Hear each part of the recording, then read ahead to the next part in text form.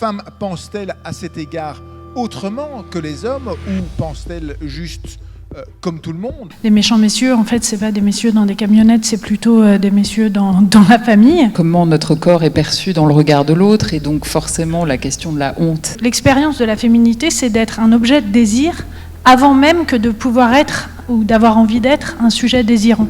Écoute, Joe, tu me trouves pas très à ton goût, mais moi, je me suis fait épiler, je me suis fait les ongles. Où en sont les droits des femmes, comment sont traitées les femmes dans la plupart des pays du monde. Effectivement, si on élargit l'horizon, là, c'est une catastrophe.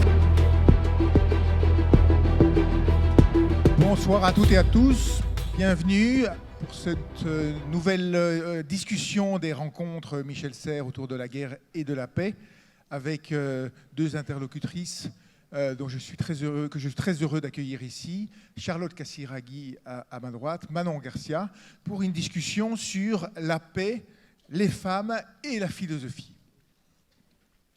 Depuis que le mouvement MeToo a surgi, révélant les violences faites aux femmes dans tous les espaces de la vie sociale, intimes, familiaux, professionnels, politiques, un débat de fond électrise le débat public sur la persistance d'une asymétrie fondamentale entre les hommes et les femmes.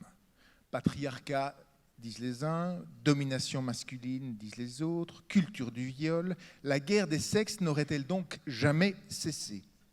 Et si guerre il y a, les hommes et les femmes peuvent-ils faire la paix? En philosophie, les femmes philosophes d'hier comme d'aujourd'hui participent d'ailleurs de cette transformation, de cette recomposition.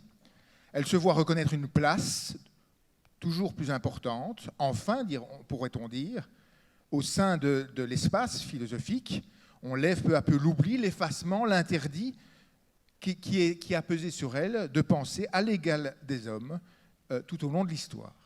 Comment les choses sont-elles en train de bouger? Les femmes pensent-elles à cet égard autrement que les hommes ou pensent-elles juste comme tout le monde? Après tout, c'est un reproche qui m'est souvent fait, par Manon d'ailleurs.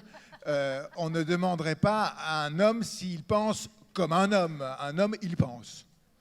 Une femme, on lui demande si elle pense en tant que femme. Vous avez vu, il prépare le fait que je vais l'engueuler avec ces questions. Je démine le terrain. Je suis donc, pour aborder ces questions, très heureux d'accueillir deux penseuses qui sont en même temps les actrices, je dirais, de cette redistribution des rôles entre les hommes et les femmes dans le champ de l'espace public, autant que de la philosophie. Charlotte Casiraghi, vous êtes membre de la famille princière de Monaco, ambassadrice de la maison Chanel, mais c'est la principale raison de votre présence ici, philosophe, cofondatrice des rencontres philosophiques de Monaco, auteur notamment de L'archipel des passions avec Robert Maggiori au Seuil. Manon Garcia, vous êtes philosophe également, professeur à l'Université libre de Berlin, après avoir enseigné longtemps aux États-Unis. Vous êtes spécialiste de la pensée féministe. Vous avez publié « On ne n'est pas soumise, on le devient », titre assez provoquant, La conversation des sexes, philosophie du consentement, et vous avez rassemblé les textes clés de la philosophie féministe chez Vrin. Je vous propose que votre conversation se déroule en 3 temps, même si elle pourra bien entendu prendre des chemins imprévus. Dans un premier temps, je vous demanderai de nous livrer peut-être de votre point de vue, de votre point d'observation, un état des lieux de la manière dont peut-être une place nouvelle est faite aujourd'hui à vous, mais aux femmes en général. Un souci, en tout cas, moi, c'est une chose auquel nous sommes de plus en plus attentifs en tant qu'éditeurs, dans la presse.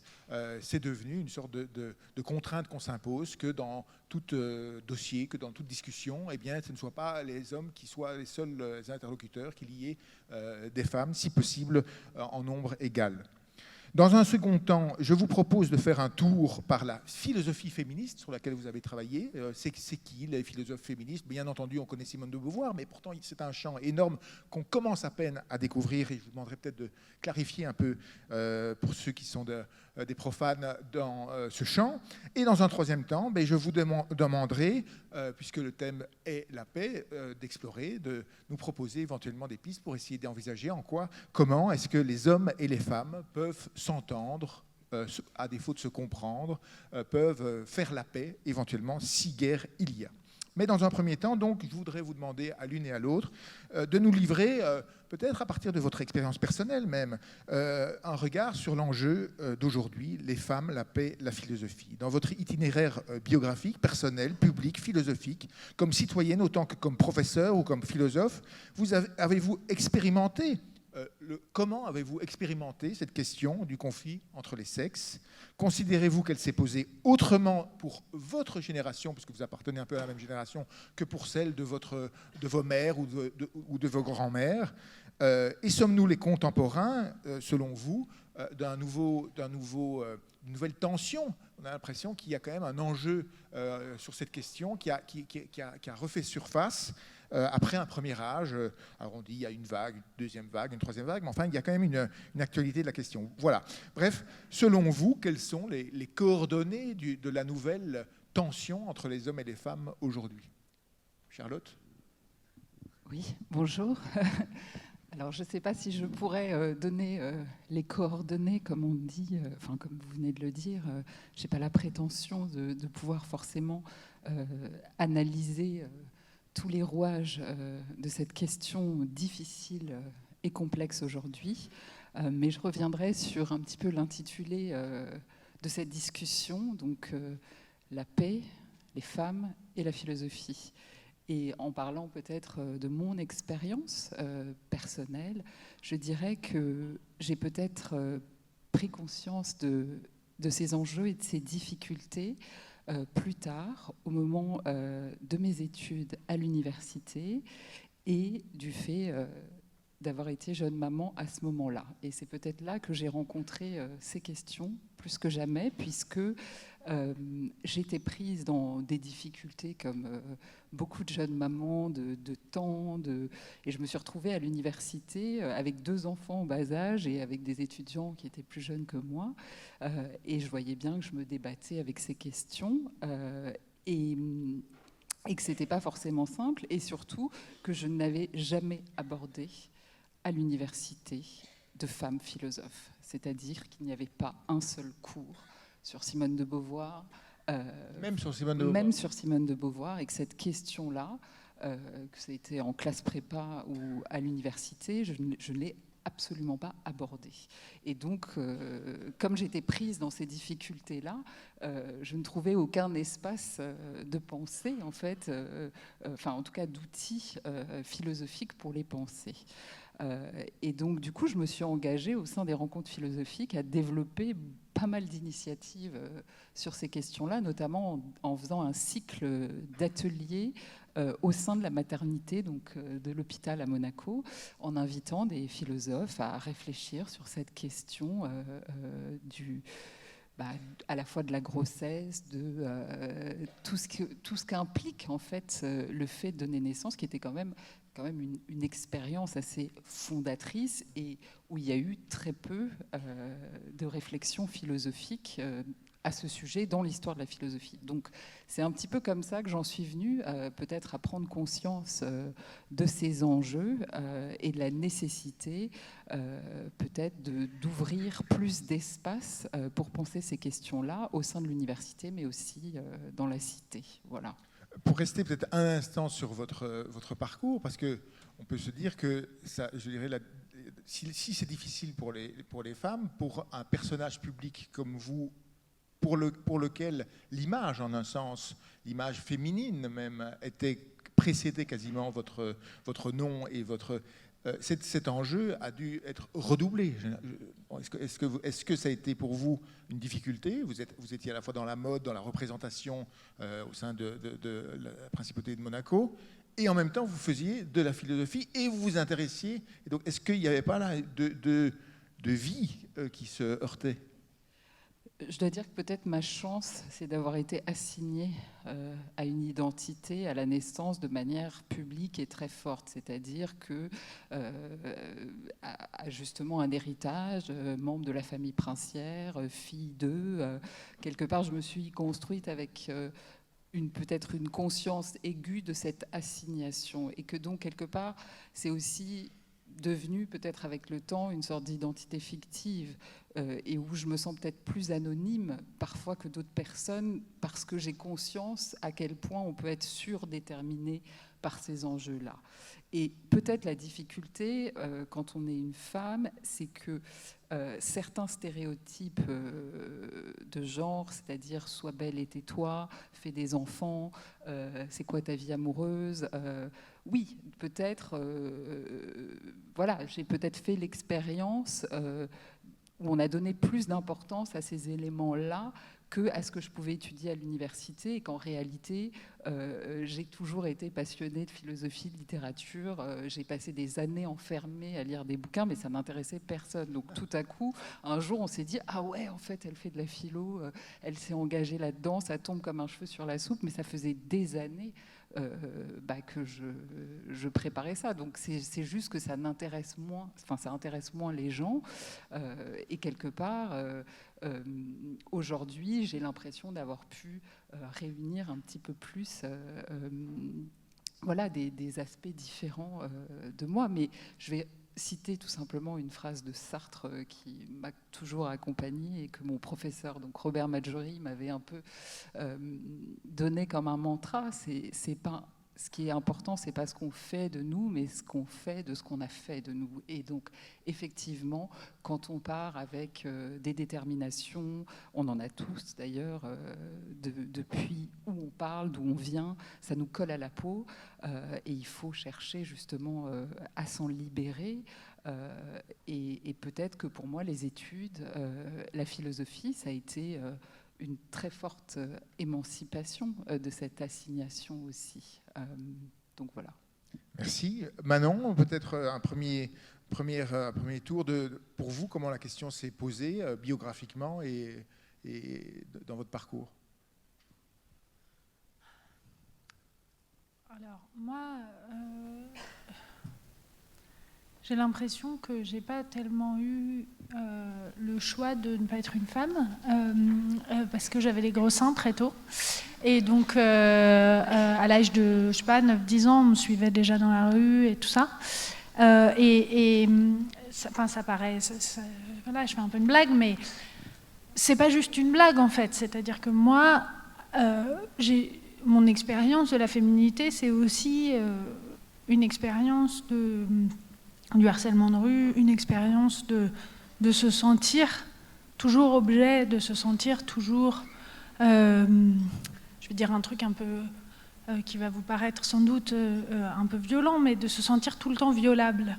En fait, que l'espace public, c'est un endroit où il faut toujours se protéger du risque du viol, du risque je me souviens, les méchants monsieur, tout ce truc qui avait... En fait, c'est marrant, je trouve que ça a un peu changé dans la façon dont on parle avec nos enfants, parce qu'on sait maintenant que les méchants messieurs, en fait, c'est pas des messieurs dans des camionnettes, c'est plutôt des messieurs dans la famille. Mais moi, j'ai grandi vraiment avec cette idée qu'il fallait jamais laisser des hommes me parler dans la rue, que j'étais...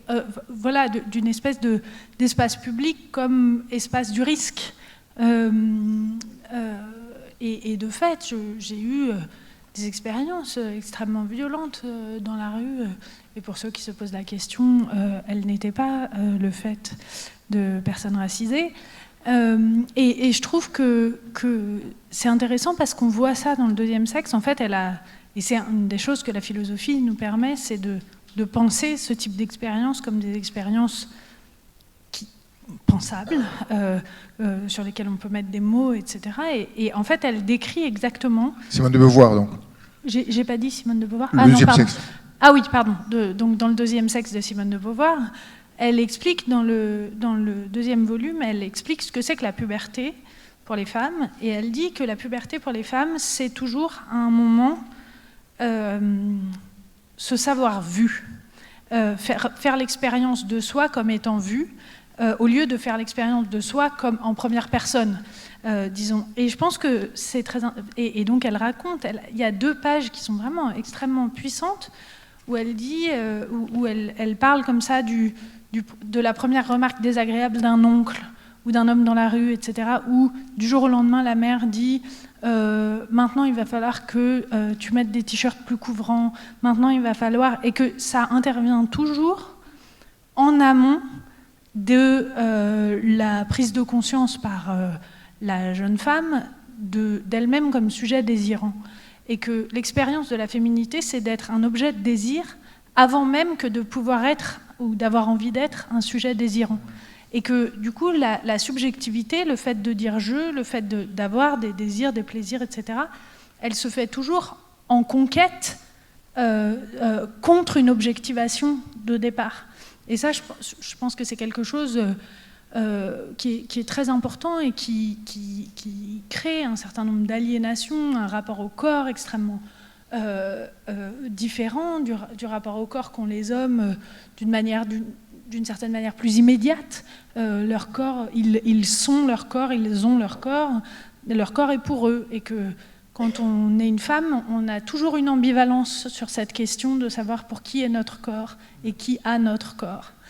Et je me retrouve dans ce que disait Charlotte sur la maternité. Je pense que la maternité, c'est une autre expérience radicale de ne pas savoir à qui est notre corps et pour qui est notre corps, qui a plus de joie dans cette expérience-là que dans l'expérience du harcèlement de rue. Mais je pense que c'est aussi ça, l'expérience de la féminité, c'est comprendre que cette unité qu'ont postulé les philosophes beaucoup, en fait, quand on est une femme, elle est à conquérir, en fait, beaucoup plus. Elle n'a pas cette immédiateté que l'on peut présumer quand on est un homme.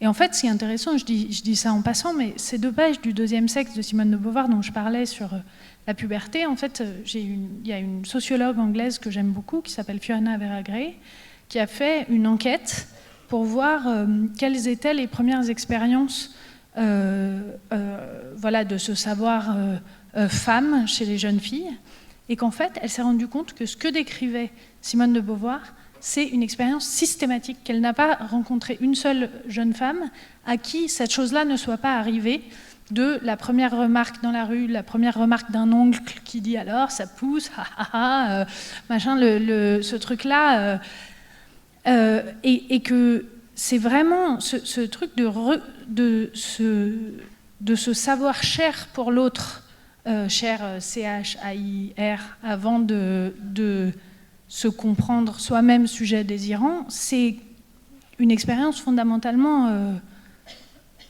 fondatrice, je pense, de la féminité. Après, pour être un peu plus concret, c'est vrai que je me souviens, je sais pas, j'avais un prof d'histoire géo, par exemple, quand j'étais en seconde, qui faisait cours à ma poitrine. Ça a duré pendant des mois. Il faisait cours à ma poitrine. Il ne parlait qu'à ma poitrine pendant les cours. Donc c'est aussi ça, quoi, d'être une jeune femme. Je me souviens de ce prof de PS qui aimait vraiment beaucoup que je fasse des cours de natation et qui vraiment m'emmenait toujours dans les vestiaires de natation. Bon, il m'est rien arrivé à ce moment-là de terrible, mais c'est ce truc même dans des espaces où il ne devrait pas du tout y avoir de prédation, qu'il y a toujours de la prédation possible. C'est pour ça que je disais, je sais que c'est choquant ce mot de violable, mais il y a un truc comme ça réel, je pense.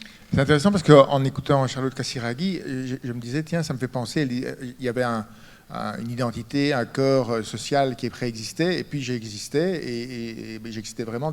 Je pensais à la théorie des 2 corps du roi de Kantorowicz, qui dit, voilà, le roi, il a 2 corps, un corps immortel, public, le corps du royaume, et puis il a son corps mortel, qui est son corps singulier, etc. Mais en fait, c'est pas une expérience. En vous écoutant, je me dis que les 2 corps de la princesse, en fait, toutes les femmes ont 2 corps. Oui, on a toutes un corps, mais bon, tout le monde a 2 corps. Tout le monde a un corps pour soi et un corps pour les autres. Mais je pense que ce qui est... Mais un corps dans le regard des autres, qui est premier chez les femmes par rapport à leur corps vécu. La différence, à mon avis, elle est chronologique, disons, c'est-à-dire que être une femme, c'est que notre corps pour les autres préexiste à notre corps pour nous-mêmes, alors que chez les hommes, la structure chronologique est inverse. On est un corps et puis ensuite, les gens nous voient faire nos trucs.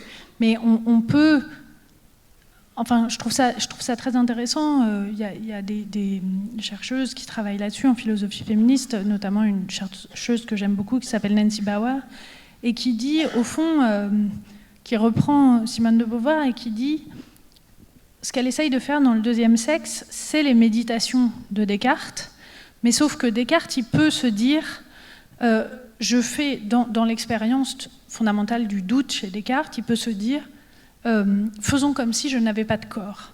Et que ce que dit Simone de Beauvoir, c'est que quand on est une femme, on ne peut pas dire, faisons comme si je n'avais pas de corps. Et que ça, c'est quelque chose pour la philosophie qui est très important, parce que une certaine philosophie s'est construite dans l'idée qu'on pouvait faire comme si on n'avait pas de corps. Et ça me fait penser à cette question posée à Charlotte en disant, bon, bah, vous étiez en gros, il y avait la mode et la princesse, et de l'autre côté, la philosophie. Mais ça présume d'une certaine manière que c'est sa façon d'être un corps et un esprit. Mais pourquoi il n'y aurait pas de philosophie dans son rapport à la mode et au fait d'être princesse, et son corps enfin bon, pas exactement princesse, mais membre de la famille princière de Monaco, disons. Voilà, qu'est-ce que ça fait d'elle comme philosophe d'avoir été mannequin, d'avoir été, mais aussi, je sais pas, cavalière, et qu'est-ce que son corps fait d'elle comme princesse, et d'avoir été mère. Et en fait, c'est ça, je pense, peut-être là où on peut dire être... Est-ce que les femmes pensent autrement? Bon, voilà, comme tu sais, ça m'énerve. Mais quand elle est formulée en ces termes, mais c'est vrai que... Là, par exemple, tu penses différemment de moi.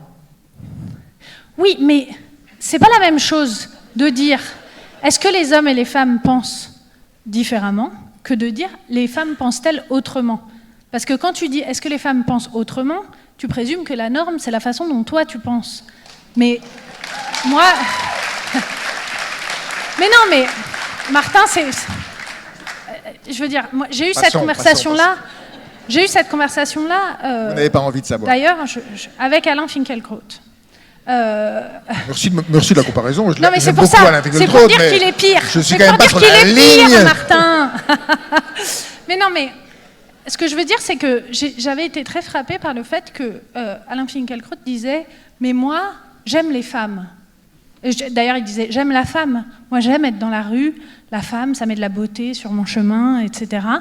La femme, c'est la beauté. » Et bon, il se trouve que bon, c'est pas hyper mon genre, Alain Finkielkraut, mais disons, pour moi aussi, l'homme, c'est la beauté, si vous voulez, on est hétéro, mais ce que je trouve hyper intéressant, c'est que quand il dit « la femme, c'est la beauté », il présume que cette relation-là, elle est à sens unique. Et au fond, il y a une note absolument assassine de Simone de Beauvoir dans Le deuxième sexe contre Lévinas, où, parce que Emmanuel Lévinas avait cette idée que la femme, c'est l'autre, en gros. Et bon, d'accord, la femme, c'est l'autre pour lui, mais moi, l'homme, c'est l'autre pour moi. Et donc, ma question, quand tu dis est-ce que les femmes pensent autrement, ma question, c'est... autrement que qui? Moi, je suis convaincue qu'effectivement, on n'a pas le même rapport au corps, on n'a pas le même rapport à la sexualité, etc., pour des raisons notamment sociales et peut-être biologiques. Mais c'est pas la même chose de dire on pense différemment que certaines pensent autrement. C'était juste ça. Et en écoutant Manon qui parlait de cette question du corps, où peut-être on se pose la question très rapidement de comment notre corps est perçu dans le regard de l'autre, et donc forcément la question de la honte peut intervenir plus rapidement. Mais je pense que pour les garçons, ça va se jouer sur l'émotion, sur l'affect, c'est-à-dire que cet interdit d'exprimer un affect de manière beaucoup plus... où il y a une forme de honte de sa propre vulnérabilité. Et donc, ça aussi, dans la construction à la fois de la jeune fille ou du jeune garçon, il y a ces difficultés-là où il faut bien se rappeler où elles se jouent. Donc nous, ça va peut-être être plus dans le devenir corps, et pour le garçon, cette question de l'affect va être beaucoup plus porteuse de honte, on va dire, que... Enfin, je sais pas, peut-être que j'extrapole un peu, mais... Non, je pense que tu as raison. Non, mais ça me... évidemment, en fait, je pense que tu me vois être un peu genre, oui, bon, mais... mais c'est parce que je pense quand même que... Je pense que les petits garçons souffrent du patriarcat. Je pense que les hommes, de manière générale, souffrent du patriarcat. Mais comme j'ai dit hier, pour celles et ceux d'entre vous qui étaient là, je pense que... Un concept que j'aimerais bien qu'on définisse. Mais... Oui, d'accord, on peut revenir là-dessus. Le patriarcat, aujourd'hui, c'est aussi bien la galanterie que le viol. Pour moi, il y a une marge entre les deux. Bon, d'accord, Martin, d'accord. On va définir, on va revenir. Voilà, tu m'as fait perdre mon... Le petit garçon. Voilà. Oui, ce que je disais hier, et je pense que c'est vrai, c'est que je pense que les petits garçons souffrent beaucoup, et les hommes souffrent d'un système et de normes de genre qui les empêchent d'avoir des affects, des sentiments, etc. Mais qui, en les empêchant, leur donnent du pouvoir de cet empêchement. Alors que les petites filles, on les empêche, mais cet empêchement les prive de pouvoir. Et que donc je pense que ce parallèle-là, il est un peu compliqué parce que justement, on ne débouche pas sur la même chose. Oui, mais c'était pour le mettre en miroir, en fait, pour sûr, montrer que, évidemment, la contrainte, ou en tout cas ce qu'on peut ressentir comme devant contraindre son corps pour ne pas être objectivé, comme contraindre ses affects pour se sentir moins vulnérable, en fait, c'est très juste que tu dis de montrer en quoi, d'un côté, ça débouche sur une situation qui est une occasion, en fait, d'augmenter sa puissance quelque part, mais à quel prix aussi. Et puis de l'autre côté, oui, c'est plus... oui, il y a une quelque part, ça nous oblige à se cacher autrement, peut-être. Avant, parce qu'on a déjà basculé chez les garçons, là, donc moi je voudrais qu'on reste chez les filles. Un de vos livres s'appelle « On ne naît pas soumise, on le devient ». Un homme aurait écrit ça, je ne sais pas s'il aurait pu écrire un livre qui a ce titre-là, mais justement je le trouve très intéressant ce titre, et je voudrais vous demander de vous expliquer. Les pauvres hommes qui ne peuvent pas plus tout dire. Vous voyez, donc ce livre explore la soumission, plus ou moins volontaire, des femmes à la domination qu'elles subissent des hommes. Pourquoi avoir abordé la question des relations hommes-femmes, de la domination sexuelle, par le biais de la manière dont, en un sens, les femmes y participent? Parce que c'est la question qui m'obsède aussi. C'est-à-dire qu'une fois qu'on a dit le monde est structuré de telle sorte que le masculin est toujours vu comme supérieur au féminin, que les hommes ont du pouvoir sur les femmes, etc., il y a une question quand même qui est pourquoi les femmes ne se rebellent pas? Comme je disais à Martin, je viens de relire Le procès d'Eichmann à Jérusalem de Hannah Arendt, et elle ne cesse de poser la question de dire voilà pourquoi... Enfin, elle ne cesse de s'interroger sur cette question de savoir pourquoi les Juifs ne se sont pas rebellés au moment de la solution finale. Mais ils étaient en minorité. Les femmes ne sont même pas en minorité. Donc il y a une question qui dit, mais je me souviens, pour moi, une de mes lectures d'adolescente qui a été vraiment structurante, c'était King Kong Theory de Virginie Despentes, et à un moment, elle dit il faudrait que les hommes aient peur que... c'est un peu... qu'on leur coupe le pénis avec un cutter s'ils nous emmerdent. Mais ils n'ont pas peur et ils ont raison de ne pas avoir peur. En fait, les femmes ne se rebellent pas contre la domination masculine. Et donc moi, en tant que femme, ça m'interroge. Pourquoi on ne se rebelle pas contre la domination masculine? Et en même temps, ce qui m'intéresse, c'est qu'on a toujours utilisé cette non-rébellion comme cette idée que les femmes, elles doivent bien être inférieures. Moi, j'aime beaucoup Rousseau. J'aime vraiment, Alors qu'il n'est pas tendre avec les femmes. Bah, c'est ça. Et donc, vraiment, Rousseau, moi, je lis le contrat social, le second discours, je suis à fond. Et puis ensuite, je lis l'Émile, et il y a le chapitre 5, le livre 5, qui m'explique que je ne suis pas un être humain à part entière. Bon, c'est un peu dommage. Mais ce que je trouve...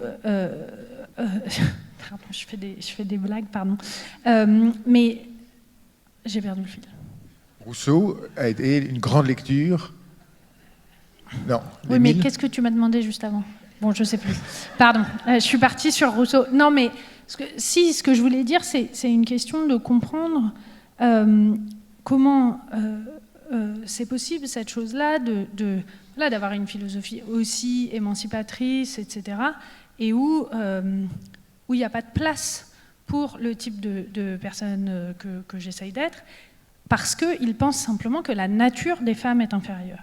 Et donc, cet homme-là, il pense...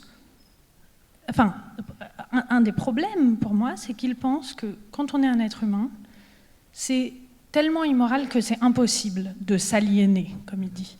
Et donc moi, quand je lis le contrat social et les passages sur l'impossibilité de l'aliénation de soi, donc du fait de se vendre, donc c'est pour ça qu'il pense l'impossibilité de l'esclavage, etc., je suis à fond. Et puis, je lis le livre 5 de l'Émile, où il dit « Ah, mais les femmes, elles ont une nature perfide et mauvaise, etc., qui fait que pour elles, ça ne s'applique pas, et de toute façon, elles aiment ça. Et c'est leur choix. » Et donc, ce que je veux dire par là, c'est que tout de suite, dès qu'on dit les femmes participent à l'ordre genré du monde, disons, on présume leur infériorité, et même le mal de la féminité, c'est-à-dire le fait qu'elles sont mauvaises. Ça ne les intéresse pas, la liberté, ça ne les intéresse pas. Au fond, elles auraient une disposition à l'infériorité qui justifierait l'ordre du monde. Et donc moi, ce qui m'intéressait, c'était d'essayer de comprendre d'essayer de voir, est-ce qu'il y a une réponse à l'ordre genré du monde et à la participation des femmes qui ne présume pas leur infériorité? Comment on peut penser... Est-ce que si on pense qu'elles participent, on pense qu'elles sont nécessairement inférieures ou... Voilà, il est là le problème philosophique pour moi. C'est qu'il semble que dès qu'on dit que les femmes participent, on est pris dans un discours misogyne aussi de différence fondamentale des sexes. Et donc, voilà, moi je vois... L'idée, c'est d'aller sur le terrain de l'adversaire, si je comprends bien. C'est-à-dire, on nous dit que si les femmes sont soumises, c'est parce qu'elles le veulent bien. Et donc, c'est d'explorer cette servitude volontaire. Oui, mais c'est aussi d'explorer tout ce que ceux qui disent, ceux qui ont cette vision ne voient pas. Je trouve que c'est très intéressant parce que on est tenté de se dire, voilà, au fond, c'est le fondement de la théorie économique contemporaine. Si vous faites un choix, c'est que vous avez des préférences révélées par ce choix. Ça s'appelle le théorème des préférences révélées.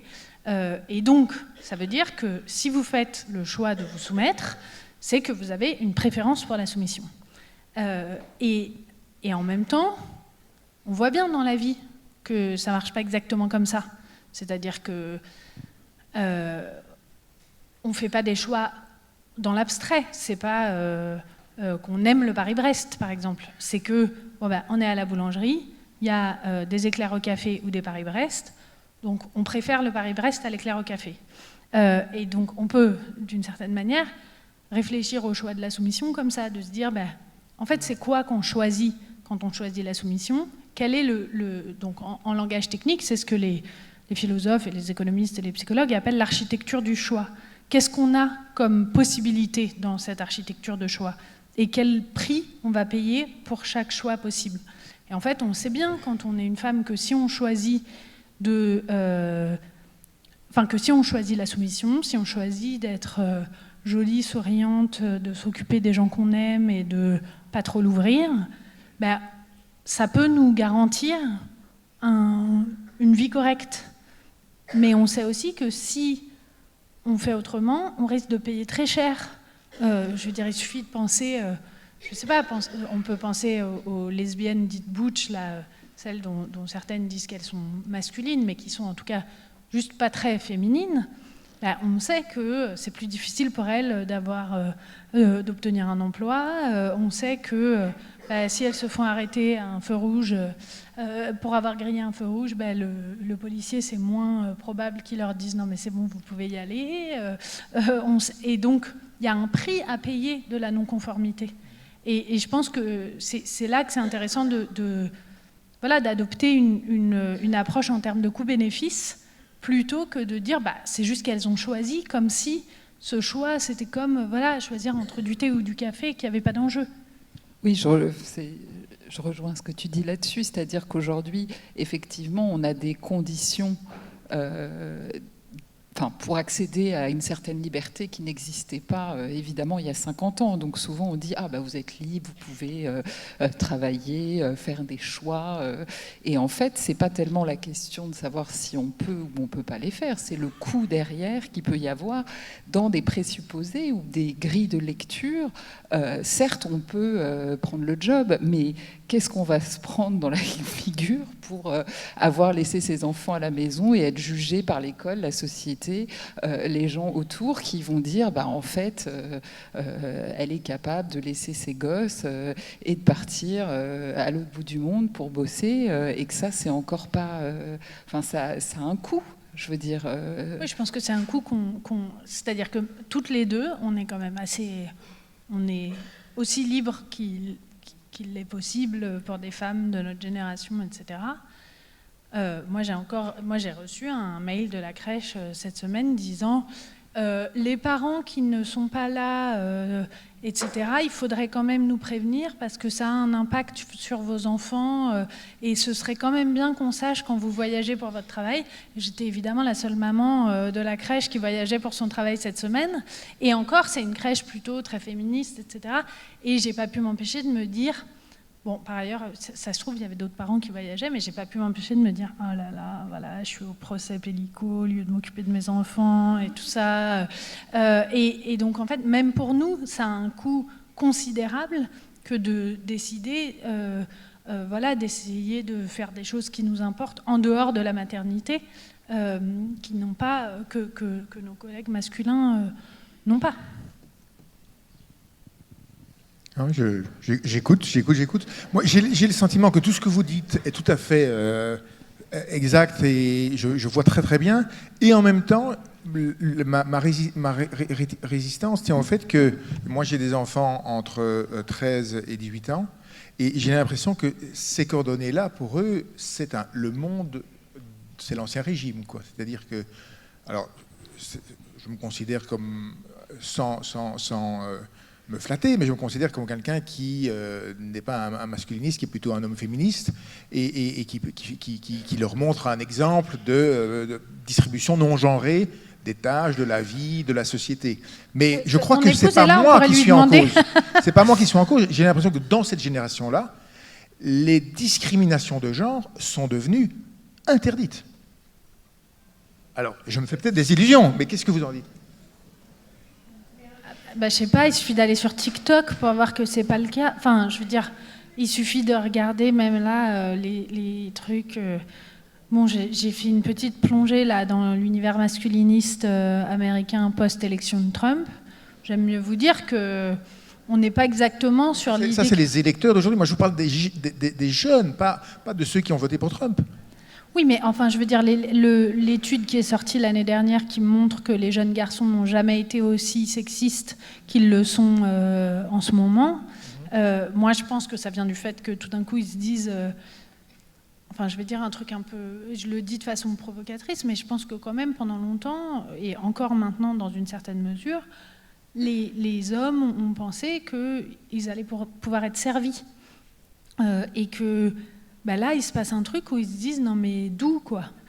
D'où je vais faire tourner le lave-vaisselle ? D'où je vais... » Non mais c'est vrai, moi mon père m'a dit ça en parlant de sa séparation avec ma mère. Il me dit ça récemment, il me dit « mais tu vois, bon moi en étant le seul fils d'une mère corse-pied noir, etc., j'ai rencontré ta mère, tout d'un coup elle voulait pouvoir aller au cinéma, que moi parfois je dois m'occuper de toi et quand elle n'était pas là, qu'il fallait que je fasse tourner des machines et tout ça, j'étais pas prêt. Mais je suis sûre que c'est vrai, il était vraiment pas prêt. Et que ça a été... du coup, il a trompé ma mère, parce qu'en fait, c'était insupportable, d'où elle avait aussi une carrière, des ambitions artistiques, intellectuelles, d'où la parentalité allait se partager, etc. Et je pense que quand même, il y a un truc comme ça Et ça ne bouge pas.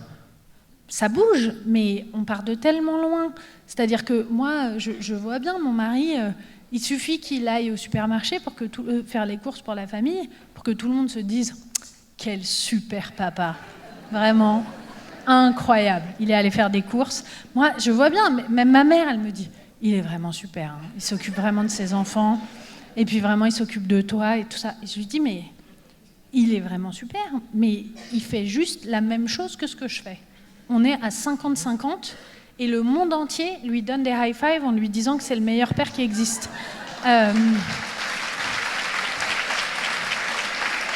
mais c'est vrai. Mais il est merveilleux. Je l'aime d'amour, etc. Mais tout le monde. Et puis les gens lui disent oh là là, et se disent en plus il est avec Manon Garcia, ça doit pas être facile, hein, etc. Mais enfin, je veux dire, c'est pas comme si je l'empêche de rien. Il fait sa vie. Enfin. On vit ensemble, on s'aime, mais je vois même que ses copains, ils disent « Ah ouais, donc elle voyage pour son boulot, toi tu t'occupes des mômes. » Lui, il répond « Mais enfin, quand je voyage pour mon boulot, elle s'occupe des mômes. » Mais donc, nous, on est quand même dans un truc de différents standards qui est que quand on est une maman, quoi qu'on fasse, on sera moins bien que les femmes au foyer qui ont... donner corps et âme à leurs enfants et qui font des bons petits plats et tous les trucs qu'on voit là, les trad wives sur Instagram, elles font leur pain, elles prennent le blé, elles font la farine, elles font le pain et tout ça.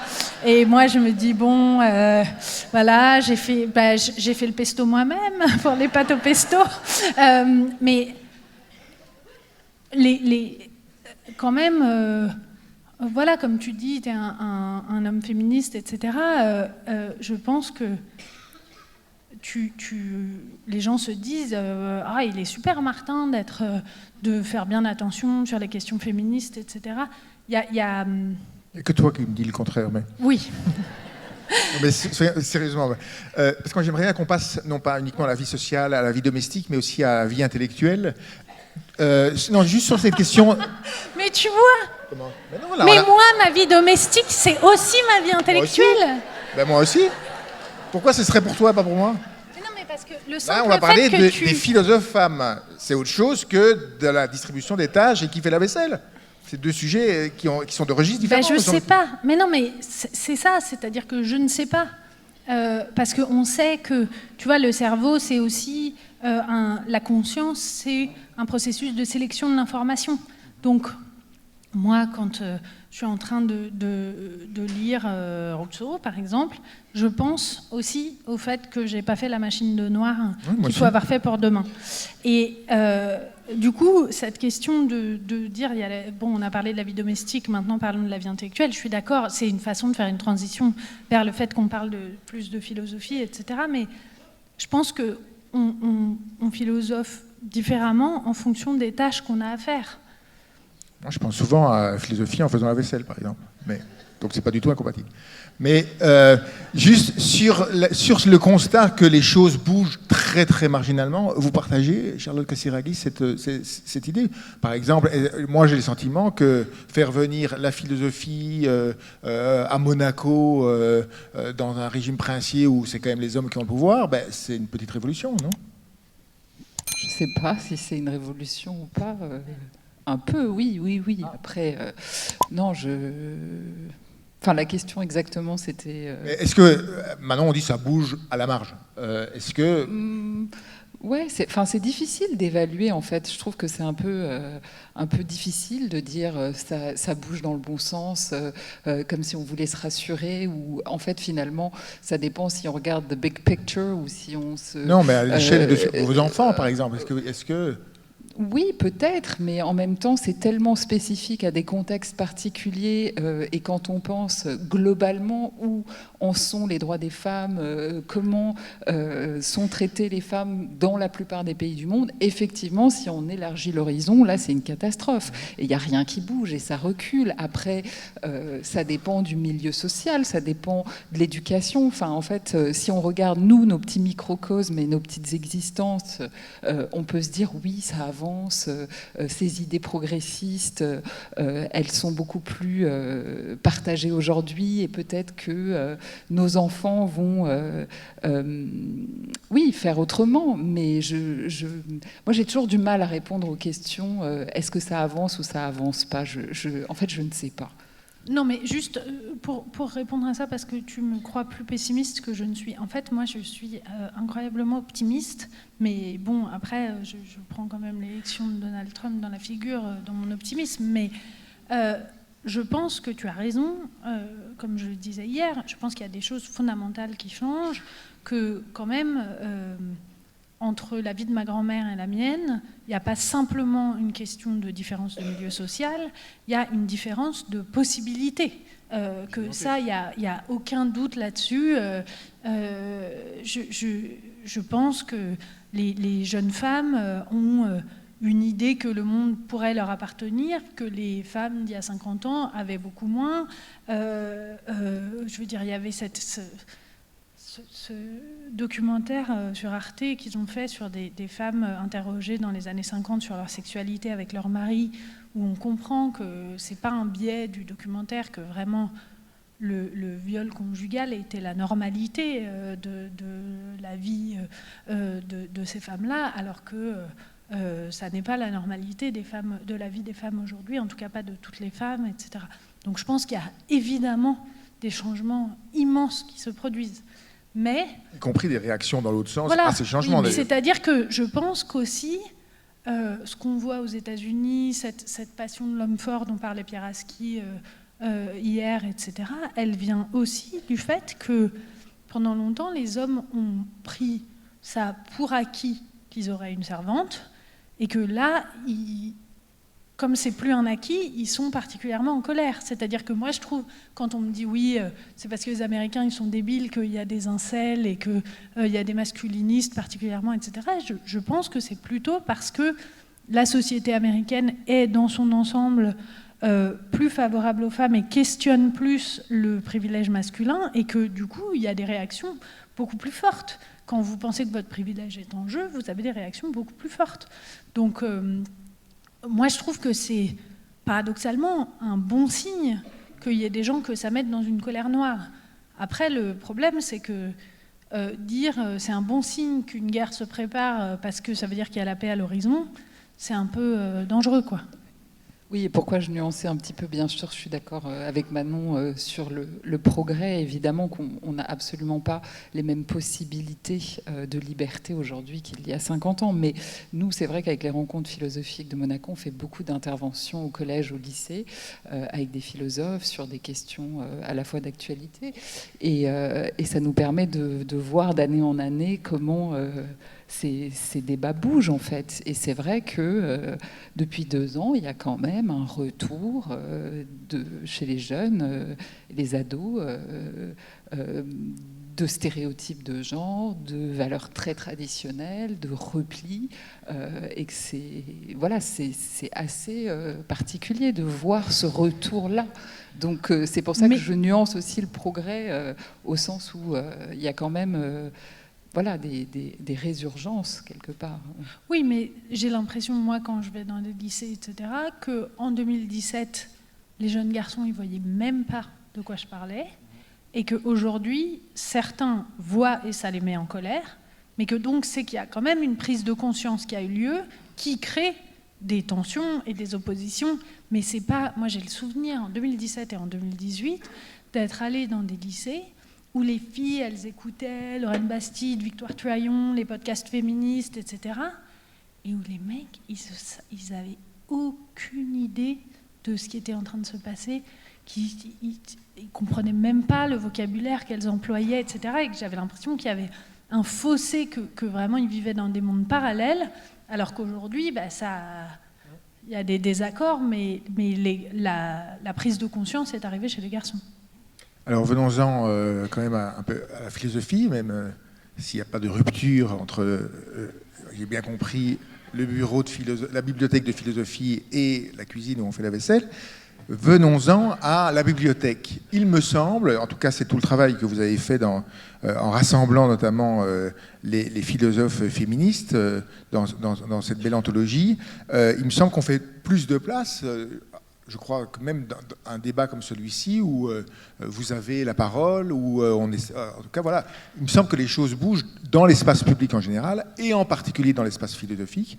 Et justement, je voudrais vous interroger, Manon, sur, voilà, vous avez fait connaître ces philosophes femmes du passé et du présent. Peut-être pouvez-vous nous dire quelques noms, à quoi, et surtout, alors je sais que ça vous hérisse, mais moi ça m'intéresse, donc je pose la question, est-ce que ces philosophes ont des objets de pensée? C'est pas qu'elles pensent à la vaisselle, est-ce qu'elles ont des objets de pensée, des objets métaphysiques peut-être, distincts, nouveaux, qui sont peut-être liés, ça c'est pas produit par leur gène, mais qui sont peut-être liés à leurs conditions? Oui, alors j'ai envie de répondre quand même que moi... évidemment, les choses bougent, mais moi, j'ai pu faire ce que je fais en quittant la France. Et que les gens se disent « Ah ouais, elle était à Harvard, à Yale, trop de chance et tout ça ».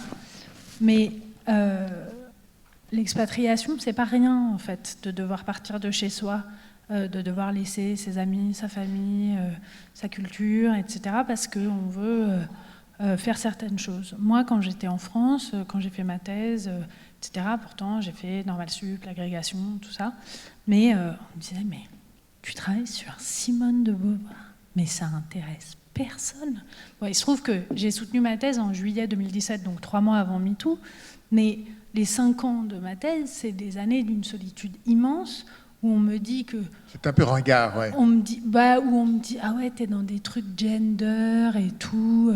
Ouais, c'est des trucs, c'est les États-Unis. Je dis, c'est quand même beaucoup Simone de Beauvoir. C'est pas exactement les États-Unis, Simone de Beauvoir, mais je veux dire, même, moi, je suis pas trop sur leur ligne, mais je veux dire, Julia Kristeva, Hélène Sixou, il y a quand même quelques femmes qui ont pensé, Christine Delphi, il y a eu... une pensée féminine et féministe extrêmement importante en France. Moi, à l'exception de Hannah Arendt, on ne m'a jamais parlé d'une femme en cours de philosophie, alors que j'ai fait pas mal de cours de philosophie quand même. Jusqu'à ce que j'arrive... Il y en a 6, je crois, dans le programme. Oui, mais quand je suis arrivée en master, j'ai découvert les enseignements d'Elsa Dorlin, où là, j'ai découvert la philosophie féministe, etc. Mais il faut vous dire que moi... Voilà, normalienne, agrégée, ça m'intéresse de travailler sur Simone de Beauvoir et on me dit, part aux États-Unis, c'est l'endroit où on peut travailler sur Simone de Beauvoir. Il n'y a personne qui travaille sur Simone de Beauvoir en France. Et c'est comme ça que je pars aux États-Unis. C'est parce que je veux travailler sur des femmes philosophes et que je comprends qu'ici, ça ne va pas être possible. Donc maintenant, je suis très contente, je viens en Allemagne, ça se passe très bien, mais bon... les saucisses et les pommes de terre, ça va 5 minutes. Non, mais je veux dire, je suis vraiment française. J'ai dû laisser beaucoup de choses pour pouvoir travailler sur ces femmes-là. Quand j'ai proposé le texte clé à Vrin, ils m'ont dit, vraiment, texte clé de philosophie féministe. Heureusement, j'avais donc ma directrice de thèse, Sandra Logier, qui leur a dit, les gars, vous vous rendez pas compte, il faut le faire. Maintenant, je crois que, si j'ai bien compris, c'est un des textes clés les mieux vendus de Vrin. Mais pour eux, c'était même pas possible, en fait. Ça intéresse qui, les trucs, les femmes et tout ça. Mais ensuite, sur la question de ce qu'est la philosophie féministe. Quelques noms, peut-être déjà, pour voir si je sais pas, Olympe de Gouges, disons, Mary Wollstonecraft, Simone de Beauvoir... on peut dire Poulain de la Barre, on peut dire John Stuart Mill, Harriet, voilà, tu vois, je sais plus. Harriet Mill, mais elle a un autre... Non, elle s'appelle pas Mill au début. Bon, bref, oui, enfin, la femme de... Voilà, Harriet, la femme de John Stuart Mill. Même moi, quoi. on peut considérer quand même qu'Élisabeth de Bohème, il y a des trucs dans sa correspondance avec Descartes où il lui dit « Grâce à vous, princesse, je découvre plein de trucs ». Tu vois, en plus, il y en avait d'autres, des princesses qui faisaient de la philosophie. Non, mais je veux dire, Descartes, il pense que c'est la seule personne avec qui c'est vraiment intéressant de discuter, quand même.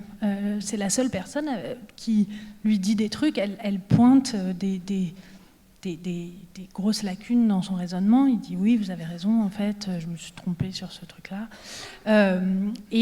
Donc plus récemment, voilà, comme je disais, Hélène Cixous, elle a écrit quand même des textes philosophiques importants. Christine Delphi, dans le livre, je traduis des américaines comme Sally Haslinger, Nancy Bauer, dont je parlais tout à l'heure, Suzanne Moller-Hawkins, Ouman Narayan. Il y a beaucoup de femmes. On connaît Bell Hooks, enfin, elle est devenue quand même très connue en France aujourd'hui. Les éditions Cambourakis ont fait beaucoup pour traduire les femmes philosophes de couleur notamment. Il y a Dorothy Allison qui est morte avant-hier d'ailleurs, une penseuse féministe lesbienne très importante. Je ne sais pas, je peux faire des... Non, c'est déjà pas mal. C'est déjà pas mal. Mais en dehors de leur nom, il me semble qu'il y a plusieurs façons de penser... Enfin, la philosophie féministe fait plusieurs choses. Il y a une première chose qui est la relecture de textes du canon philosophique en se posant la question que moi je trouve passionnante, de savoir dans quelle mesure leurs biais sexistes sont inhérents à leur philosophie. C'est-à-dire, est-ce qu'on peut avoir le contrat social de Rousseau si on enlève le sexisme de Rousseau ? Ou dans quelle mesure le sexisme de Rousseau est tellement écrit dans sa philosophie, tellement important pour sa pensée, qu'on ne peut pas garder les analyses sans garder le sexisme. Et c'est une question qui est fondamentale, qui, moi, m'intéresse beaucoup. Sur Rousseau, il y a un verdict ? Comment ? Sur Rousseau, le verdict, c'est ? Ah bon ? C'est pas très bon, hein, le verdict sur Rousseau, mais bon, on peut quand même Enfin, moi, je le lis avec très grand plaisir, etc. Mais ça a des conséquences pratiques très importantes, qui sont de savoir, est-ce qu'on peut utiliser les philosophes comme Locke, Rousseau, Hobbes, il s'en sort mieux sur ce plan-là, et donc comment on pense l'État, si en fait leur pensée de l'État, elle est fondée sur une distinction entre la sphère publique et la sphère privée, et sur l'idée qu'il va y avoir des femmes pour faire la lessive, etc., pendant que les hommes sont des citoyens. Donc la question, c'est si si on ne peut pas être un citoyen qui est aussi une famille et qui avec, du coup, ça rend difficile la citoyenneté pour les femmes, et ça explique que peut-être ce soit particulièrement difficile pour les femmes de prendre part à la vie politique, etc. Donc là, il y a vraiment des enjeux dans la relecture des classiques, parce que les classiques structurent nos institutions, notre façon de penser le monde, etc. Ensuite, il y a la question d'apporter des nouveaux objets de pensée.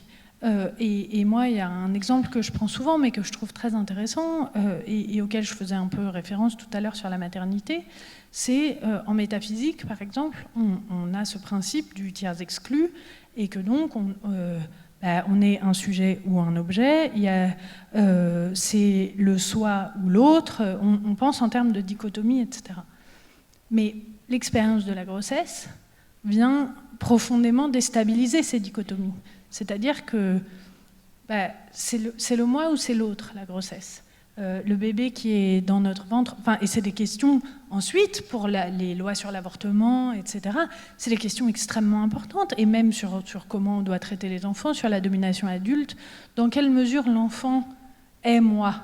Et là, il y a vraiment de la pensée philosophique à partir d'expériences qui ne faisaient pas partie de la boîte habituelle des expériences. Et ensuite, il y a une question de méthode que moi je trouve très intéressante, qui est, est-ce qu'il y a des façons, ça touche à ce que tu dis, est-ce qu'il y a des façons particulières de faire de la philosophie pour les femmes? Et je pense qu'on peut le voir de manière intéressante dans la tension entre la méthode philosophique de Beauvoir et la méthode philosophique de Sartre. En fait, quand Sartre il fait ce qu'on appelle de la phénoménologie, c'est-à-dire une étude de l'apparaître du monde pour nous, il le fait en première personne. Donc, tout à l'heure, Charlotte faisait référence à la honte et au fait que la honte, c'est ce savoir-vu. Donc, il a des pages absolument géniales sur regarder à travers une serrure et ce savoir regarder à travers une serrure et pourquoi on a honte, etc. Mais il dit toujours « je ». Et en fait, Simone de Beauvoir, dans ses descriptions de l'expérience vécue des femmes, elle ne dit quasiment jamais « je », mais au contraire, elle utilise plein de différents journaux de femmes qui ont été écrits, plein de différentes expériences relatées par des psychiatres et des psychanalystes de différentes femmes, ce qu'elles disent de leur expérience, etc.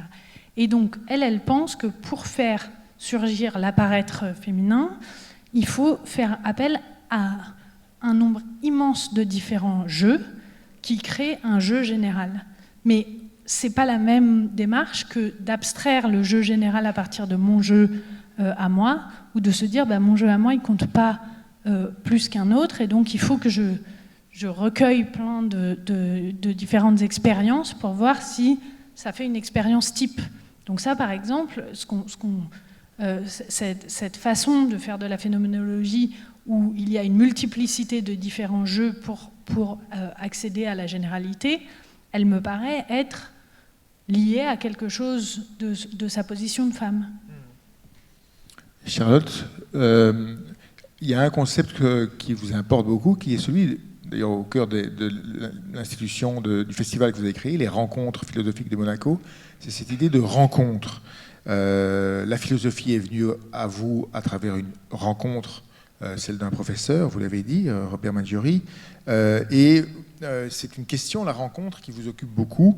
Je me souviens, on avait fait une rencontre entre vous, justement, et le philosophe André Comte-Sponville, et vous lui avez fait part du fait que toute une série de témoignages vous revenaient de la difficulté des jeunes femmes, en particulier aujourd'hui, à faire des rencontres.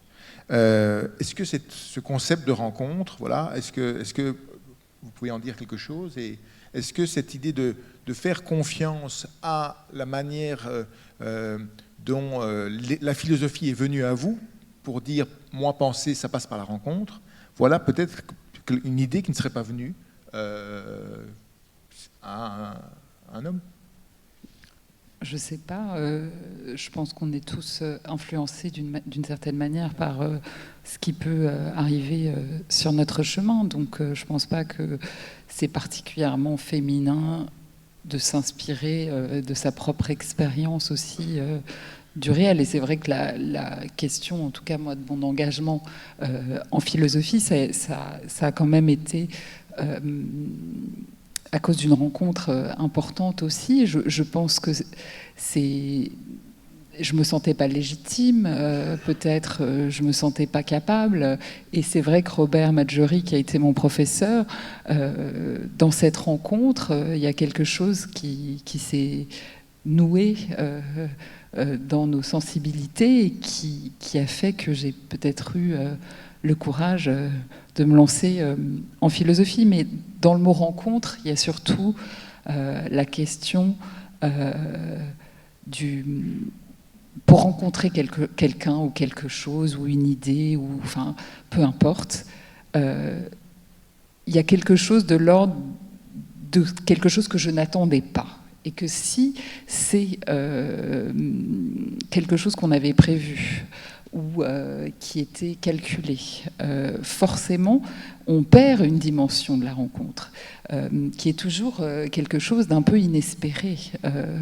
Et peut-être que oui, dans en tout cas dans la construction des rencontres philosophiques de Monaco, pour nous, dès le départ, ça a été l'idée de absolument pas correspondre à une attente ou un désir en particulier autour de la philosophie, mais de provoquer des chocs, de provoquer des décalages, pour qu'on puisse justement remettre en mouvement la pensée, et que ça ne soit pas voilà, des formats attendus, autour de sujets nécessairement attendus. Et donc oui, j'ai peut-être voilà, toujours gardé vive cette idée de produire ce choc dans la sensibilité. Et je ne sais pas, je pense à ce qu'on disait sur le sujet et l'objet dans la rencontre. Personne n'est sujet ou objet, justement, pour qu'il y ait rencontre. Tu n'es pas mon objet, je ne suis pas ton objet. C'est un moment, la rencontre de suspension, quelque part, du sujet-objet. Et c'est ce qui fait le charme, la magie, la sensibilité qui est en jeu. C'est où deux altérités se rencontrent et où on n'est plus dans ce rapport quelque part d'appropriation, en fait. Si ça correspond à une attente ou à un désir, ça n'est plus une rencontre. Si quelque chose est en jeu pour que je puisse m'approprier l'autre, on ne rencontre rien que soi, en fait. Donc voilà. Je voudrais vous... Merci. Oui. Je voudrais vous soumettre une petite hypothèse sur justement les hommes et les femmes pensent-ils différemment. J'ai fait une découverte en histoire de la philosophie toute récente, maintenant on doit connaître ça par cœur, une des plus célèbres expériences de pensée en philosophie au XXe siècle, qu'on appelle l'expérience du tramway, qui est une expérience un peu bizarre, forgée, que les Américains adorent ça. C'est la question si un tramway arrive à toute allure et va écraser 7 personnes et que vous avez la possibilité d'enclencher une manivelle pour qu'il dévie sur un rail où il n'y a que 2 personnes. Est-ce que vous basculez la manivelle en faisant un calcul moral, vous allez calculer que 2 vies humaines valent moins que 7, et donc, voilà, il y a des variations infinies. Si vous êtes sur un pont avec un homme obèse, est-ce que vous projetez l'homme obèse? Enfin, les Américains adorent ça. Il se trouve que cette expérience de pensée, qui a fait quand même gamberger beaucoup de philosophes, hommes, en réalité, a été inventée par une philosophe femme, philosophe pas foot, et l'exemple du tramway était tout à fait latéral, et elle cherchait à comprendre, à trouver des arguments au bénéfice de quoi? De l'avortement. C'est au cours d'un article pour justifier l'avortement, c'est-à-dire dans quel cas est-ce qu'il y a un calcul moral, est-ce que la vie de la mère, la vie de l'enfant, etc. Elle essayait d'argumenter, on était dans les années 50, voilà. Mais alors, mon hypothèse à partir de là, et j'ai le sentiment que quand même, c'est chez les philosophes femmes que je lis, par exemple chez Hannah Arendt, Hannah Arendt, elle a fait pour peut-être la première fois dans l'histoire de la philosophie occidentale de la naissance le concept charnaire de la liberté humaine, alors que tous les philosophes de Socrate jusqu'à Heidegger disaient c'est en contemplant la finitude, la mort, qu'on prend conscience de qui on est. Elle ne le dit jamais que c'est lié au fait qu'elle était une femme et qu'elle est possiblement... Elle n'a pas donné naissance. Mais ce que je veux dire par là, Philippa Foot, il me semble que la vertu, la force philosophique de ce que les femmes ont pensé tient en partie au fait qu'elles ont fait confiance à des situations, aux questions qui se posaient dans leur... Comment dire, dans leur manière, dans leur situation, et elles ont assumé cette situation, elles ont posé des questions qui se posent. Alors que l'homme, on lui dit, quand tu penses, tu dois penser du point de vue justement de quoi? De l'universel. Et d'où ces hommes qui pensent et qui croient qu'eux pensent du point de vue de l'universel, alors que les femmes pensent du point de vue de la condition féminine.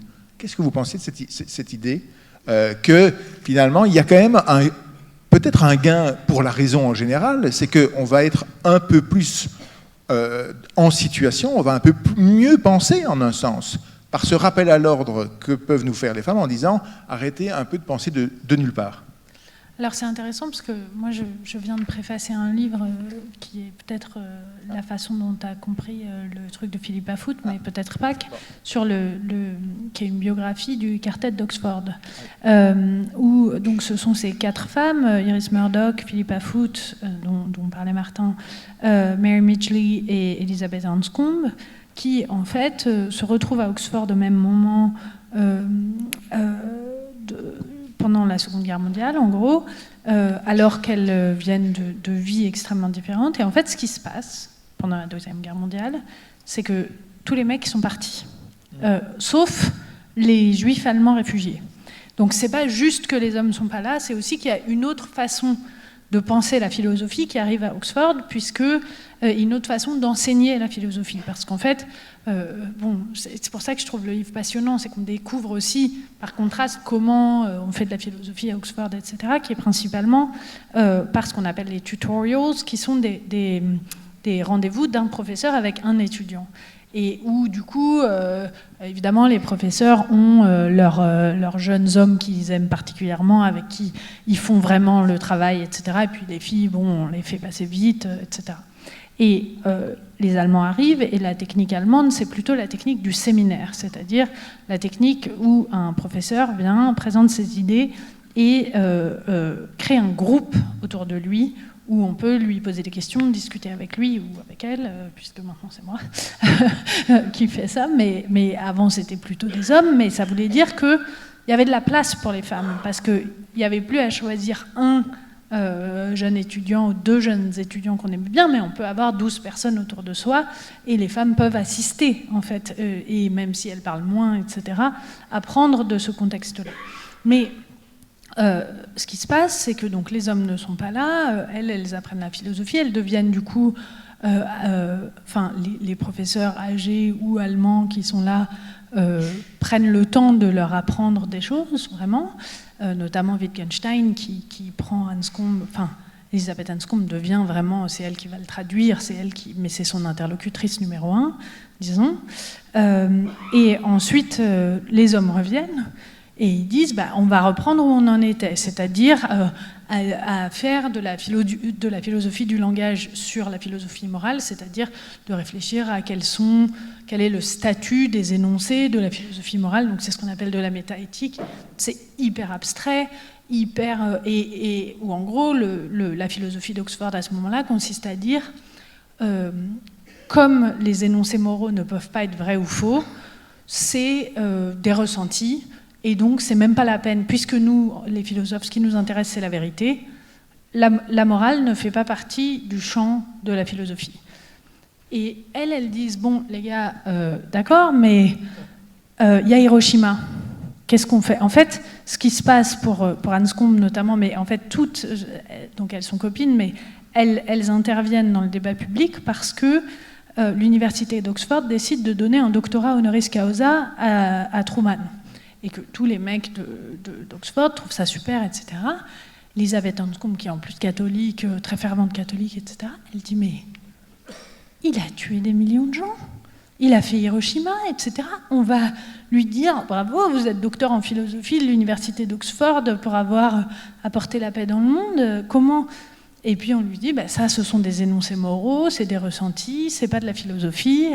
Et donc elle va à la BBC, elle fait un truc absolument génial qui s'appelle, je crois que ça s'appelle, la philosophie morale contemporaine. On se dit, elle va défendre la philosophie morale à Oxford, etc.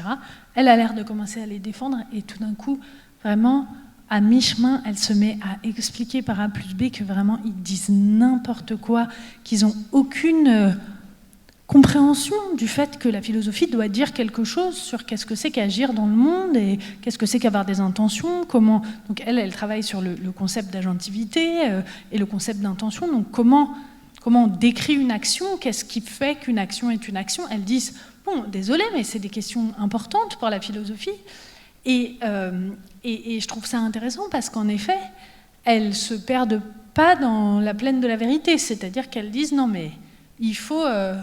entrer en prise avec le monde.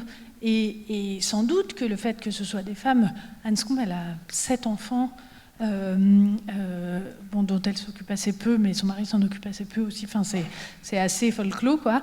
Mais elles disent, il faut qu'on puisse il faut qu'on puisse penser l'Holocauste, Hiroshima, etc., et que la philosophie puisse nous aider à dire quelque chose de ça. Vous dites, ça c'est pas de la philosophie, mais les gars, il n'y a que ça qui compte au fond. Et c'est vrai que moi c'est quelque chose qui a fait que j'ai énormément aimé la philosophie antique plus jeune, même si j'ai moins l'occasion d'en faire maintenant, mais c'est que quand on lit Platon, quand on lit Aristote, etc., eux, ils s'intéressent à la métaphysique, à l'épistémologie, donc ce qu'on peut appeler globalement la philosophie théorique, uniquement au sens où cela nous permet d'aller vers la vie bonne. C'est-à-dire que la vraie question, c'est la vie bonne, c'est pas la vérité.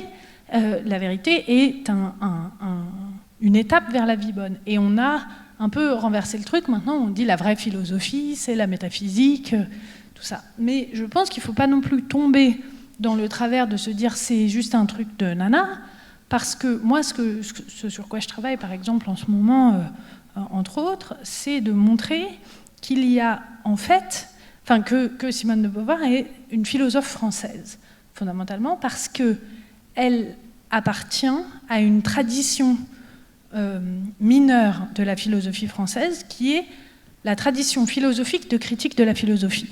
C'est-à-dire que Beauvoir, elle est l'héritière de Montaigne, Pascal, Rousseau, Bergson, et ensuite elle, de gens qui disent il faut critiquer, on a de gens qui essayent d'écrire de la philosophie, mais d'une manière non philosophique, parce qu'ils pensent que ce qu'on appelle l'esprit de système, la façon systématique d'écrire de la philosophie, passe à côté de la vie.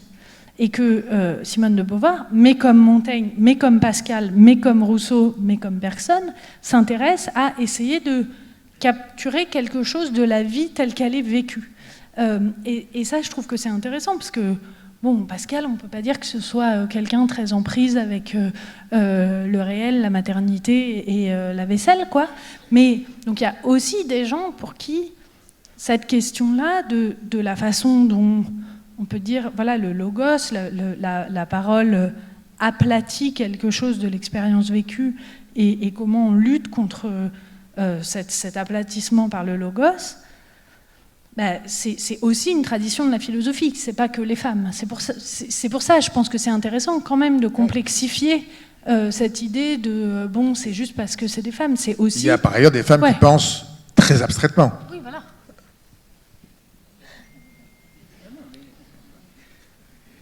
Peut-être on va conclure quand même sur on va pas laisser en plan la question de la guerre et de la paix.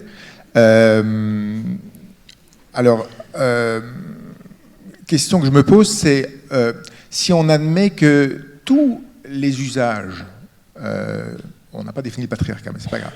Si on admet que tous les usages on l'a pas défini, mais si on admet que tous les usages des relations entre les hommes et les femmes sont quand même structurés, traversés par cette culture du patriarcat, qu'est-ce qu'on fait? Est-ce que pour faire la paix entre les hommes et les femmes, si une telle proposition a un sens, est-ce qu'on réinvente complètement des usages? C'est un peu la question de la conversation des sexes, c'est-à-dire on ne va pas contractualiser tout, donc on va essayer de trouver une manière peut-être de réinventer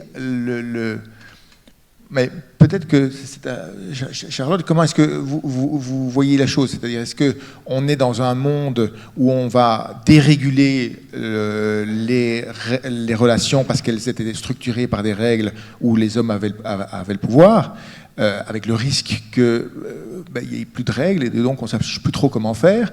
Ou comment est-ce que vous voyez la rencontre des hommes et des femmes? Sous quel horizon de paix vous l'envisagez?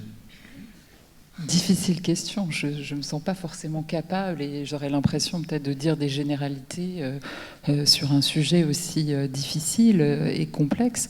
Donc j'ai pas de réponse en particulier là-dessus. Après, peut-être que il ne faut pas oublier la question du droit aussi, c'est-à-dire que je pense qu'il faut quand même qu'il y ait, en tout cas là où il y a de la violence et des rapports de force, il y a aussi le droit et qu'il faut effectivement lutter sur ce terrain-là pour justement créer en tout cas des conditions, enfin les meilleures possibles pour éviter des situations de violence. Après, sur ces questions aujourd'hui qui sont centrales de l'intime, des relations intimes, sexuelles, la question de la séduction, voilà, qui sont quand même des questions qui agitent le débat aujourd'hui. C'est infiniment complexe et Manon, dans son livre sur la conversation des sexes, rend compte de la complexité d'un consentement et qu'on ne peut pas, c'est aussi ce qui se passe entre deux personnes et que la société ne peut pas forcément normer tout ce qui se passe entre deux personnes. C'est aussi là où elles sont d'accord ensemble sur la manière dont elles veulent vivre leur sexualité ou une relation, et que ça, c'est des choses qu'on ne peut pas forcément cadrer. Donc c'est très difficile de dire voilà comment les rapports devraient s'organiser, la sexualité, la séduction. C'est très très difficile de donner une réponse. Mais peut-être que ce qu'on peut souhaiter, en tout cas, c'est peut-être pas le mot de guerre, de conflit, de la conflictualité, des tensions, effectivement, comme le disait aussi Manon tout à l'heure, sur dès lors qu'on perd des privilèges, ça suscite voilà, le fait qu'on se rebiffe, donc ça crée voilà, du conflit. Mais la guerre, ça serait aboutir à une situation où le conflit entre dans une logique de destruction. De tuer mon ennemi, je veux te tuer, et qui est quand même sous-tendu par oui, un certain ravage, quoi.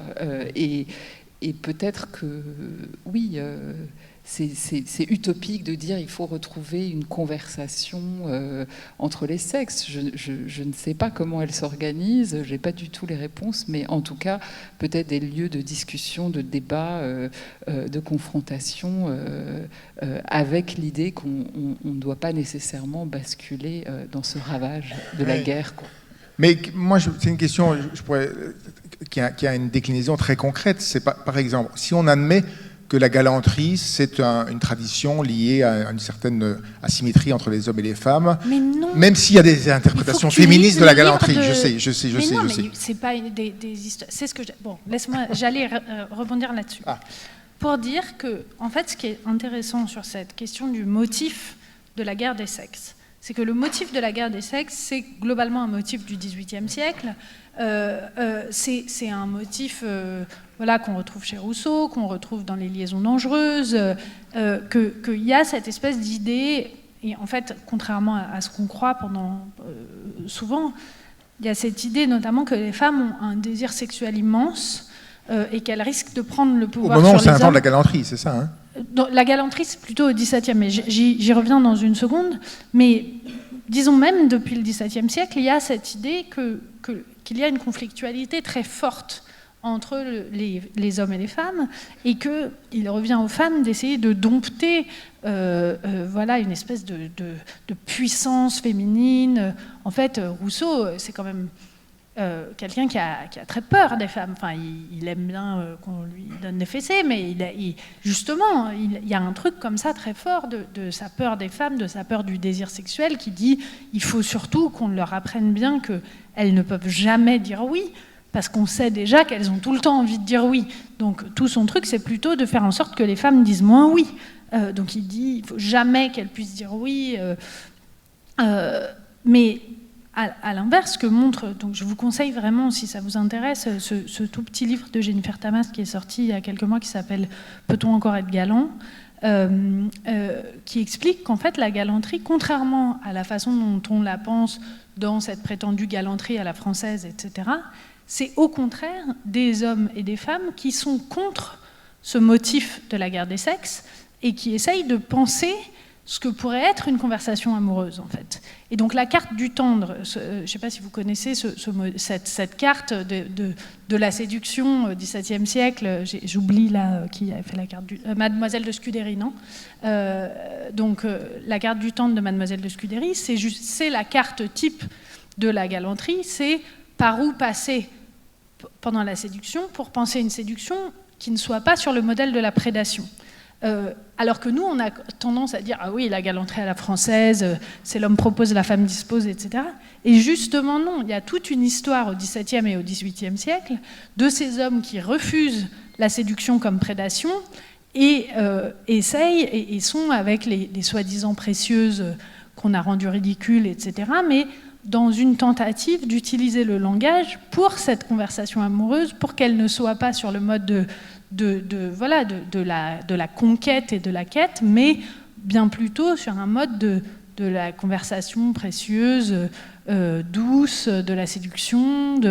Et donc, c'est ça que je trouve intéressant, c'est que nous, on a l'impression aujourd'hui que la galanterie est une forme d'essence... Enfin, repose sur une forme d'essentialisation du rôle des femmes et du rôle des hommes, alors qu'en fait, l'histoire de la galanterie, c'est refuser ce motif de la guerre des sexes en donnant beaucoup plus de place aux femmes et en ne les voyant pas comme des choses à dompter, à conquérir, le chasseur et la proie, l'homme propose, la femme dispose, tout ça, mais plutôt de la conversation douce. J'entends bien, mais disons qu'elle a quand même pris une tournure, elle est associée aujourd'hui à un monde où c'est l'homme qui paye, c'est l'homme qui propose. Donc même si c'est... Oui, mais ça, c'est pas être galant, c'est être séducteur. Ok. Mais donc, comment, dans la rencontre, je voudrais aller au bout de ma question, c'est-à-dire que dans la rencontre, si le dispositif qui était quand même un peu, qui était asymétrique, disons, entre les hommes et les femmes, même si ce dispositif a été inventé contre un modèle de la guerre, mais est-ce que, voilà, on maintient le dispositif de la galanterie, ou est-ce qu'on se dit que maintenant, c'est à les individus un à un et que c'est considération des personnes et non pas considération des genres. Est-ce que la rencontre entre un homme et une femme, d'avenir qu'on peut souhaiter, c'est la rencontre entre deux individus, ou est-ce que c'est la rencontre entre deux gens? Moi, je trouve que c'est une question importante. Oui, mais c'est la raison pour laquelle les jeunes gens sont de plus en plus queer. C'est qu'ils disent, nous, on n'a pas envie d'être des hommes ou des femmes, on a envie d'être des personnes. Et qu'on se rencontre comme personne, et qu'on n'est pas dans des rapports de comme je suis une femme, je fais X, comme tu es une femme, tu es un homme, tu fais Y. Après, je voudrais quand même... C'est intéressant parce que, tu vois, tu dis cette galanterie où l'homme paie, etc. Moi, quand j'ai vécu aux États-Unis au début de mes études, j'ai été fascinée par le système du date à l'américaine, qui est un peu ce qu'on imagine comme étant la galanterie aujourd'hui, le mec qui invite. Là, il y avait des règles, mais des règles abracadabrantes, qu'un homme qui te respecte vraiment, il t'appelle au plus tard le mardi soir pour sortir le samedi, parce que sinon, s'il t'appelle à partir du mercredi, c'est qu'il a tenté d'autres qui ont déjà dit non, et que donc c'est que t'es plus bas dans le... Parce qu'il y a tout un truc où au début on n'est pas exclusif, etc. Et donc il y a cette idée évidemment que c'est l'homme qui paye, c'est l'homme qui propose, c'est l'homme... Donc il y a tout un truc qui est une pression infernale pour les hommes. Bon, ça a changé un peu là avec les sites de rencontres et tout ça, mais il y avait vraiment l'idée qu'il devait proposer un resto plus quelque chose, parce que juste un resto c'est pas un date, et juste quelque chose d'autre c'est pas un date, qui devait venir chercher, donc aussi, parce que moi je vivais à Los Angeles, donc c'était vraiment, il devait venir chercher la fille, mais c'est intéressant parce que moi je me suis retrouvée dans des dates, ça veut quand même dire qu'on est coincé. À l'époque il n'y avait pas de Uber et tout ça, on est au resto, si le mec est hyper pénible, on ne peut pas repartir en fait, c'est lui qui a conduit. Non mais c'est intéressant. Mais ce que j'ai découvert à ce moment-là, c'est qu'en fait, toutes les femmes, elles investissaient autant d'argent dans la préparation du date que les hommes dans le paiement du restaurant. Et en fait, c'est-à-dire qu'il fallait être allé se faire épiler, s'être fait les ongles, s'être acheté une nouvelle tenue. En fait, ça coûte un fric fou. Et donc les hommes, ils se disent, moi j'ai payé, mais en fait, les deux paient autant. C'est juste que les hommes, ils paient sur le moment. Mais il y a toute une préparation de la femme, de son corps, etc., au rituel de la séduction, qui est un peu injuste parce qu'ensuite le mec il se dit bon bah j'ai payé, faut que je puisse la ramener quoi. Sauf qu'en fait elle a payé aussi et elle a pas forcément elle peut pas dire bah écoute Joe tu me trouves pas très à ton goût mais moi je me suis fait épiler, je me suis fait les ongles et tout donc on y va quoi. Ce serait impensable. Le compte est pas bon, Kevin. Le compte n'est pas bon, voilà. Mais j'entends bien, mais donc ça veut, pour aller jusqu'au bout, on arrête l'épilation, on arrête la facture, ou qu'est-ce qu'on fait? Non, mais ce que je veux dire, c'est que si les femmes doivent continuer à s'épiler, les hommes peuvent continuer à payer le dîner. Donc on maintient. Non, mais. Non, mais je trouve que c'est intéressant cette question économique parce que effectivement les hommes ont l'impression, et j'entends ce truc des hommes de dire ouais enfin les féministes elles sont sympas mais elles veulent quand même qu'on leur tienne la porte et qu'on leur paye le dîner. Et oui bon bah d'accord mais en tout cas une grande partie des féministes continuent à se faire les ongles et s'épiler et s'acheter des nouvelles tenues et s'affamer et se préparer pour le rituel de la séduction. Donc je dis plus ça pour dire en fait c'est moins inégalitaire que ça en a l'air en termes d'investissement. Mais évidemment que moi je préférerais que des gens puissent se rencontrer et puis payer pour eux-mêmes ou s'inviter à tour de rôle. Voilà, de toute façon, je crois qu'on va quand même vers tout le temps des nouvelles formes de relations. Après, ce qui m'intrigue aussi, c'est ce rapport à la rencontre en ligne, où là, ça devient plutôt un truc d'investissement. Enfin, où la notion d'investissement est encore plus évidente sur par exemple j'ai découvert moi évidemment comme maintenant je suis mariée et tout ça donc c'est pas trop je suis pas trop sur Tinder et tout ça même pas du tout mais j'ai découvert que il y avait tout un truc en tout cas à Berlin qui est que pour le premier date on se voit le matin parce que on prend juste un café et qu'un café ça peut durer moins longtemps qu'un resto ou un verre. Et donc, si ça ne vaut pas le coup, c'est un moindre investissement de temps et d'argent. Mais en fait, c'est quand même intéressant, ce truc-là, de se dire, bon, bah, il faut rentabiliser l'investissement. Donc, tu vois des gens le matin au café, et qu'apparemment, dans les cafés berlinois, il y a vraiment beaucoup de gens le matin qui sont juste là en date, parce que vraiment, 11h, c'est le moment du premier date berlinois, quoi. Mais ça a l'air d'être de l'anecdote et tout ça, mais ça montre comme on a du mal. Le marché, il a une réponse en un sens. Ça veut dire que le marché, lui, il va avoir des réponses, on coche. Mais oui, mais c'est des réponses. Moi, je ne peux pas m'empêcher de me dire que si je vois que mes étudiantes et mes étudiants ils sont tellement dévastés de solitude, etc., c'est aussi parce que les réponses du marché, elles apportent que de la solitude, quoi. Et que cette réponse du café pendant 15 minutes pour voir si ça vaut le coup d'investir dans un truc d'1 heure et tout ça, bah, ça produit de la solitude, ça empêche la rencontre dont parlait Charlotte tout à l'heure. Et moi, je trouve que ce qui est à penser, c'est comment on fait de la rencontre. Mais qu'il y a une tension entre le repli sur soi qui se passe au plan géopolitique, comme au plan politique, comme au plan intime, du self-care et de... moi je m'occupe de moi avant de m'occuper des autres. Donc il y a toute cette espèce de discours soi-disant d'empouvoirment, de tout ce qui compte c'est de s'occuper de soi-même, etc. Mais après les gens sont dévastés de solitude. Donc comment on fait pour penser des choses qui soient de la rencontre sans y mettre de la domination? Oui, et puis je pense aussi dans la question de la rencontre aussi... il y a cette idée de la singularité d'une rencontre, ou en tout cas de ce qui peut se passer à un instant T entre deux personnes ou dans un moment particulier. Et c'est vrai qu'à beaucoup insister sur des stéréotypes qu'il faut combattre, des situations potentiellement violentes ou douloureuses. Et c'est vrai que ça laisse peu justement de jeu aussi, et donc c'est ça qu'il faut essayer, en tout cas, d'éviter, c'est de tuer la rencontre, en fait, entre deux personnes, parce qu'on a surdéterminé les enjeux avant même que la rencontre ait eu lieu.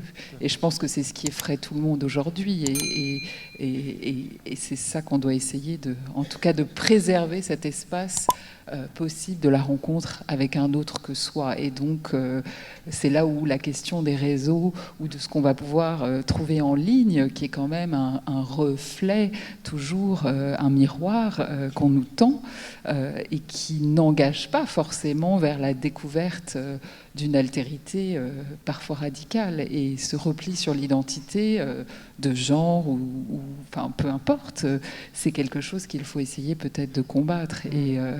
Et dans l'idée de, oui, les hommes, les femmes, mais dans une rencontre, effectivement, il y a une singularité absolument unique. Je me souviens, en vous écoutant, que la Boétie disait que la servitude, il disait « Quelle malencontre est-ce donc ?» Ben, peut-être que la rencontre est la manière d'éviter le malencontre de la servitude volontaire. Voilà. Merci en tout cas pour cette belle discussion. C'était passionnant.